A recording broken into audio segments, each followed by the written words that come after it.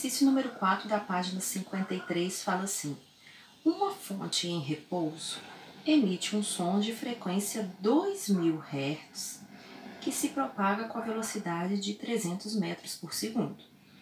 Então vamos lá. Uma fonte em repouso. Se a fonte está em repouso, então a velocidade da fonte é zero. Aí continuou falando. Emite um som de frequência.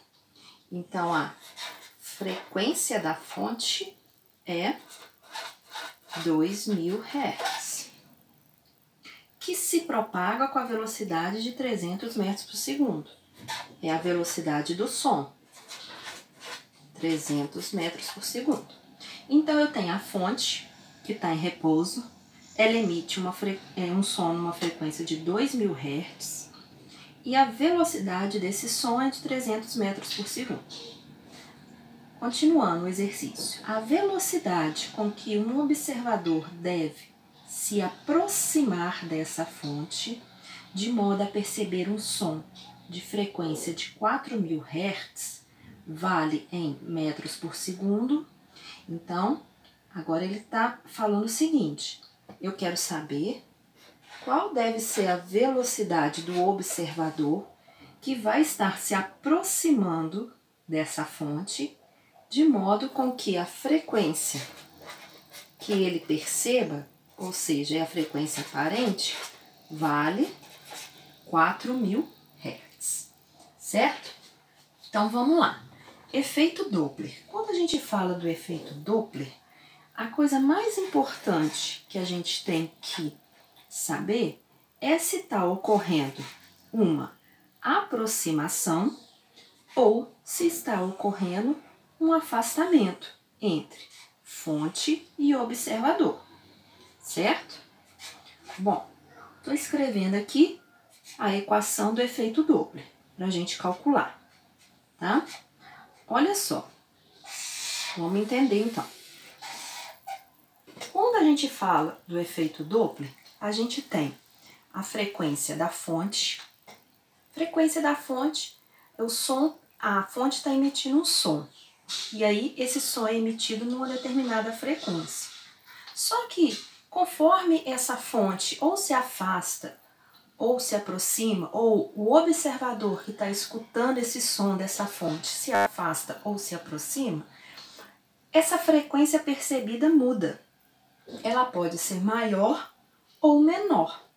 Lembra lá do caso de quando você escuta a sirene de uma ambulância se aproximando. Parece que vai ficando mais alto, não é? Mais rápido.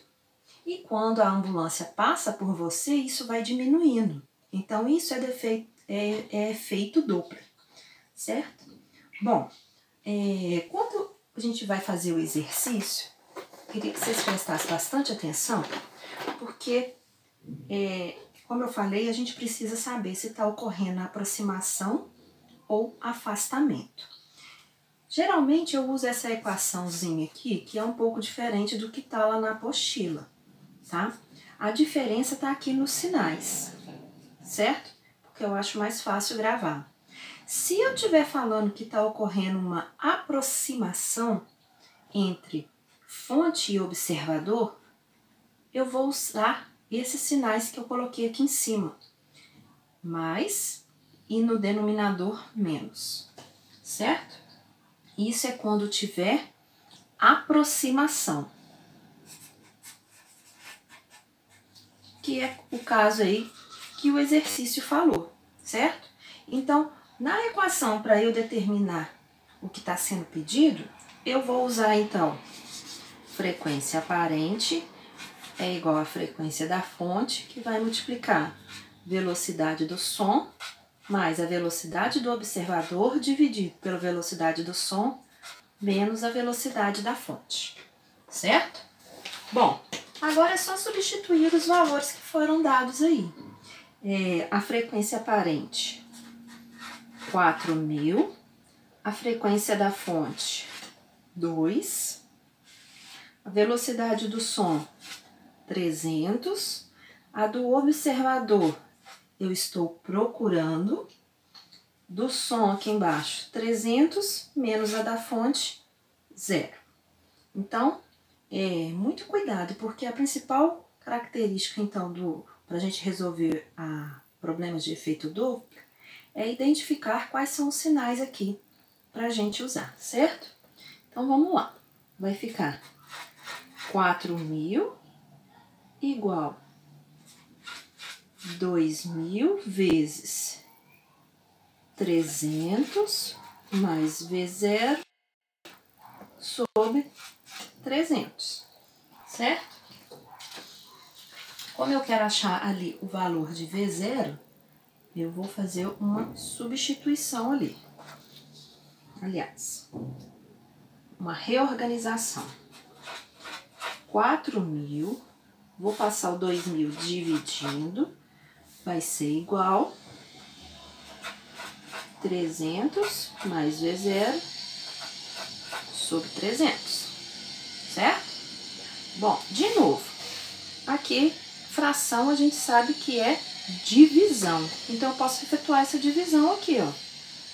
Isso aqui vai ficar 2 igual a 300 mais velocidade do observador sobre 300. De novo, posso multiplicar aqui cruzado. Então, vai ficar 300 mais velocidade do observador é igual a 2 vezes 300.